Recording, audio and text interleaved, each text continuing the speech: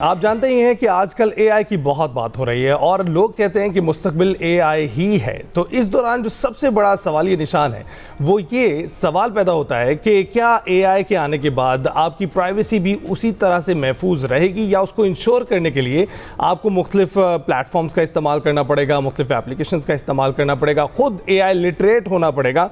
तो जनाब इस हवाले से बात करने के लिए मोहम्मद आरिफ आज़ाद साहब हमारे साथ मौजूद हैं। ब्लू चाय एआई के बानी हैं और ब्लू को टेक्नोलॉजी के चीफ एग्जीक्यूटिव ऑफिसर हैं। साइबर सिक्योरिटी, मसनूई ज़हानत, डिजिटल ट्रांसफॉर्मेशन के शोबों में 15 साल से जायद का तजर्बे के साथ मुतादिद बैनुल-अक़वामी साइबर सिक्योरिटी सर्टिफिकेशंस के हामिल हैं। बहुत बहुत शुक्रिया मोहम्मद आरिफ साहब हमें ज्वाइन करने के लिए। गुड मॉर्निंग, कैसे हैं आप? Thank you very much for inviting me. It's my pleasure to be here. सबसे पहले तो आपसे जानना चाहेंगे, बहुत ही मुनफरिद नाम आपने रखे हैं। ये जो ब्लू चाय एआई है, ये नाम का इंतखाब कैसे किया और इसके मानी क्या है? देखें, ब्लू चाय एआई मैं क्योंकि पिछला मेरा जो बैकग्राउंड कोई 14-15 ईयर्स साइबर सिक्योरिटी में इन्वॉल्व रहा, डिफरेंट कंट्रीज में काम किया, तो इधर दो टीम्स होती हैं, एक ब्लू टीम एंड एक रेड टीम। तो ब्लू टीम का कॉन्सेप्ट ये होता है कि डिफेंस कर रहे होते हैं, रेड टीम ये कि अटैक कर रही होती है। क्योंकि मेरी अपनी कंपनी ब्लू कोड टेक्नोलॉजी है, तो ब्लू मुझे हमेशा अट्रैक्ट करता है सिक्योरिटी को देखते हुए। और चाहे ये कि वर्ल्ड वाइड मैं अभी अमेरिका में होता हूँ या और पार्ट आप चाइना ले लें या कनाडा, ऑस्ट्रेलिया, चाहे हर जगह बड़ा पॉपुलर नेम है दुनिया में। और एआई, क्योंकि मुझे एआई पे ये बनाना था पूरा प्लेटफॉर्म, तो ये 3 वर्ड्स मैंने ज्वाइन किए और एक नाम ब्लू चाय एआई रखा कि ये लोगों के लिए बड़ा कॉमन नेम है जो कि याद रहता है। तो ये देखते हुए बैकग्राउंड था कि जो नाम मैंने ब्लू चाय एआई रखा। राइट अच्छा, मोहम्मद आरिफ साहब हमें अब ये बताइए कि ब्लू चाय एआई का बेसिकली ऑब्जेक्टिव क्या है, ये करता क्या है? और जिस तरीके से आपने बताया कि आपने इसीलिए रखा कि ताकि दुनिया भर में रिकग्निशन इसकी आसान हो, तो काम के हवाले से भी अब बताएं। देखिए, ब्लू चाय एआई बनाने का कॉन्सेप्ट ये था कि वर्ल्ड वाइड में देख रहा था कि एक रिक्वायरमेंट्स हुआ करते थे कि लोगों को क्लैरिटी नहीं थी कि वो सिक्योरिटी में एक तो अगर मूव होना चाहते हैं, वो मूव होने के लिए क्या करें। ये बड़ा चैलेंज हर जगह, अमेरिका में भी और different part of the world, हर जगह ये लोगों को प्रॉब्लम था। और सेकंड ये था कि जब अगर आप एंटर हो जाते हैं, होने के बाद आपका क्या रोड मैप होना चाहिए। तो ये देखते हुए मैंने पूरा ब्लू चाय बनाया। इधर ये है कि अगर आप अभी स्टूडेंट हैं या अभी कॉलेज ग्रेजुएट हैं या अभी प्रोफेशनल है जो कि कोई फील्ड में काम करते हैं या नॉन आईटी हैं, जो अभी आपको आईटी का आइडिया नहीं है लेकिन आप आईटी में मूव होना चाह रहे हैं, तो उनके लिए एक प्लेटफॉर्म बनाया। इधर ये क्लैरिटी लोगों को दी। वो किस तरह दी कि जब आप अंदर आ रहे होते हैं प्लेटफॉर्म में, तो आपको कुछ क्वेश्चंस दे रहा होता है, वो आपको आंसर करने होते हैं। करने के बाद आपको खुद ही वो डायरेक्शन देता है कि ये रेलिवेंट कोर्स आपके लिए अच्छा है, आपके फ्यूचर के लिए, ये डिफरेंट बैकग्राउंड अगर आपका है फिर अच्छा है। तो ये एक बड़ा मेन जो गैप था हर जगह वर्ल्ड वाइड के, कोई भी प्लेटफॉर्म आपको ये नहीं बताता था कि ये कोर्स आपके लिए अच्छा है। आपको कोर्सेज तो बड़े मिलते हैं हर जगह, लेकिन जो आपको चाहिए, आपके लिए रेलिवेंट हो, वो मैंने इधर डायरेक्शन दी कि हो वो। अच्छा आरिफ साहब, यानी कि आप ये कहना चाह रहे हैं कि जो नॉन टेक्निकल लोग हैं या जिनका आईटी से ताल्लुक नहीं है, वो भी ब्लू चाय के जरिए एआई की दुनिया में दाखिल हो सकते हैं और रेलिवेंट जो कोर्सेज हैं उनके लिए वो उनको खुद ही गाइड कर दिए जाएंगे? जी बिल्कुल, कोई भी बैकग्राउंड हो, आइदर एचआर में हो या आप ऑटोमोबाइल में हो, हेल्थ केयर में हो, मैन्युफैक्चरिंग में हो, ऑपरेशंस में हो, अगर आपको एआई में मूव अब हर एक को होना है, तो एआई में मूव होने के लिए प्लेटफॉर्म बनाया कि आइदर कोई भी बैकग्राउंड है, अब आपको मूव करने के लिए आप ब्लू चाय एआई पे आएंगे, वो आपको डायरेक्शन देगा और आप अपने करियर को ग्रो करते चले जाएंगे। बिल्कुल ठीक है। अच्छा आरिफ साहब, प्राइवेसी क्योंकि एक बहुत बड़ा इशू है और प्राइवेसी के एतबार से जो आम एप्लीकेशंस हैं जो इसका चर्चा नहीं करती हैं, वो अमूमन हमारी जो डिटेल्स हैं वो दीगर इदारों, दीगर कंपनीज़ के साथ शेयर करती हुई दिखाई देती हैं। तो इसको इंश्योर किस तरह से करते हैं आपके ये जो डिटेल्स हैं, ये जो डाटा है, ये आगे मुंतकिल ना हो? और दूसरा सवाल ये है, पार्ट ऑफ द क्वेश्चन, कि आप जिन एप्लीकेशंस को सिक्योरिटी के नाम पर तशहीर जिसकी कर रहे होते हैं, उन एप्लीकेशंस में लोग इसीलिए शायद जाने से कतरा रहे होते हैं कि वो समझते हैं कि वही एप्लीकेशन रास्ता बनती हैं उनकी सिक्योरिटी को ब्रीच करने का। तो इसके हवाले से बताइएगा। जी, वेरी गुड क्वेश्चन। तो देखें, ये जो प्लेटफॉर्म है, ये 3 वर्टिकुलर पिलर्स पर काम कर रहा है। फर्स्ट पिलर जो मैंने आपको बताया कि ये एक ट्रेनिंग प्लेटफॉर्म जो आपको डायरेक्शन देता है। सेकंड पिलर ये है कि अंदर ऐप डेवलप की हुई है कि कोई भी कंपनी में आप जाकर ऑर्गेनाइजेशन में डिप्लॉय कर देते हैं, अब उनका कोई डेटा जो आपको बाहर नहीं जाना चाहिए या जो आपका क्वेश्चन कि प्राइवेट डेटा है, सेंसिटिव डेटा है, वो एप्लीकेशन खुद ही ब्लॉक कर देती है। अब कोई इंफॉर्मेशन अगर कंपनी का एम्प्लॉय अगर वो ईमेल करके बाहर भी भेजना चाहता आउट ऑफ द कंपनी, तो ये ऐप ब्लॉक कर देगी और एप्लीकेशन डेटा को बाहर फ्लो नहीं करने देगी। सेकंड बिल्कुल यही कि अगर कोई बाहर का डेटा कंपनी के अंदर आना चाह रहा है, एंटर होना चाह रहा है, वो भी ये ब्लॉक कर देगी।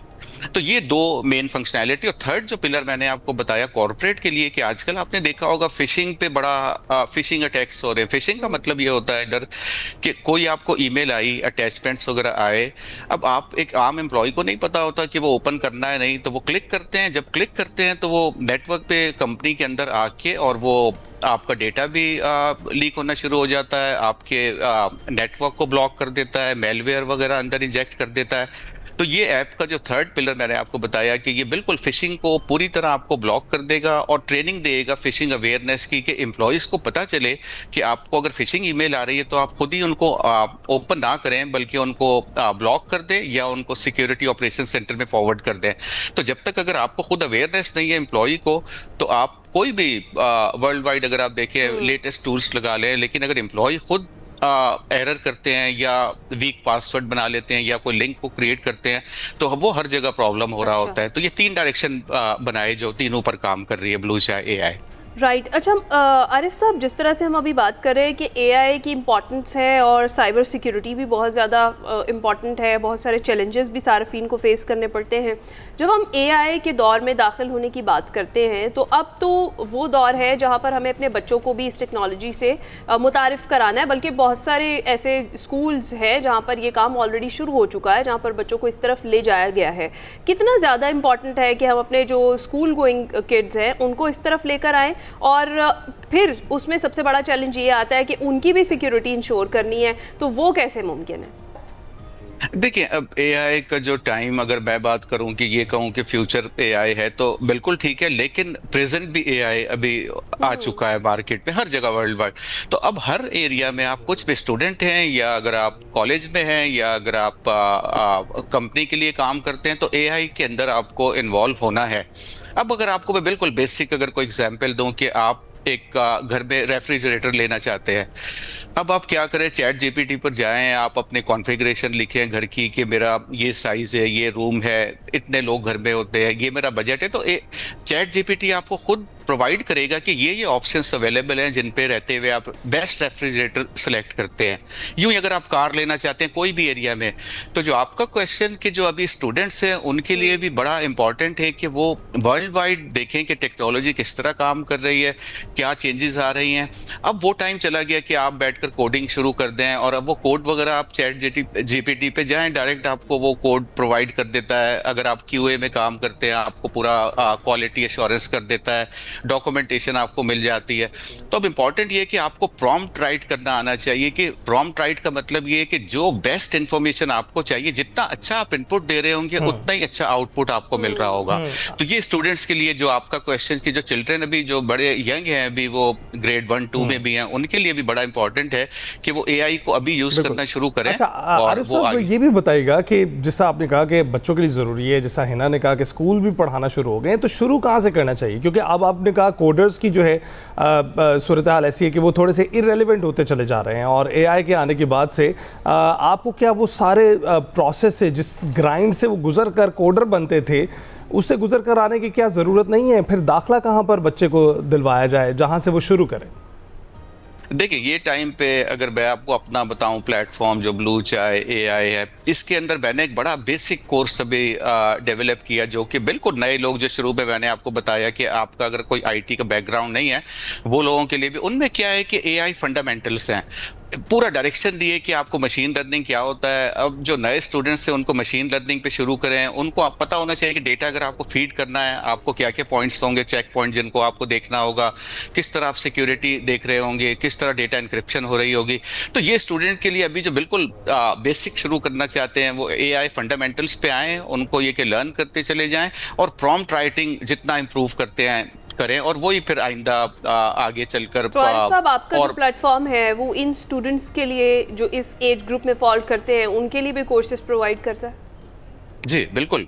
जो main course AI for beginners वो बिल्कुल यही डायरेक्शन दे रहा है नए स्टूडेंट्स को कि वो अपने आप को किस तरह ग्रो करेंगे एआई एनवायरनमेंट में।